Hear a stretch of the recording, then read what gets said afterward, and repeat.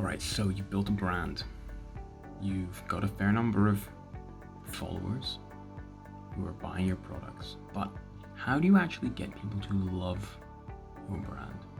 It's not enough, especially from a social media point of view, to just have a big following, all right?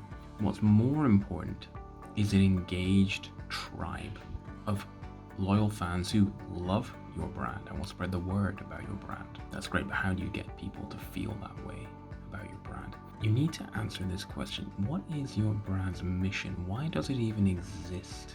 Your potential customer wants that perfect experience that will address their pain point, that will solve their problem and make them feel great about themselves, about their pain point. And so your brand's purpose for existing really is to solve that problem.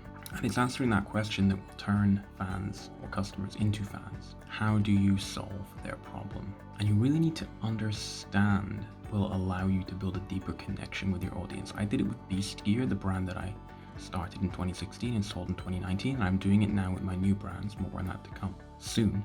And with Beast Gear, I saw that the problem with the fitness industry was that it was very elitist. You had to be the biggest, the strongest, the fastest. I basically made myself the face of the brand and said, well, here I am. I'm an average Joe. I'm a beast because I'm setting some goals and getting after them. And anyone else is welcome to join our tribe. And it worked because people buy from people.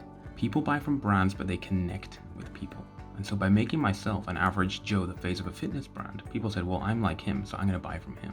And I said, everybody's welcome. You can be the heavyweight champion of the world, you're welcome. You could also be really unfit, trying to run your first 5K, and you're also welcome.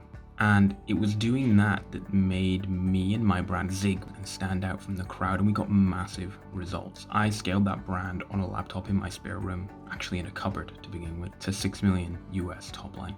And so you need to understand who your customer is, what's the problem that they have, and how can you solve it, and position yourself in such a way that they're going to trust you and know that you and your products and your brand are going to solve their problem and make them feel better about their life. So your brand's mission must be to provide the simplest, most achievable solution for your customers. And when you combine that with great marketing, you're really onto a winner. So I hope that was helpful.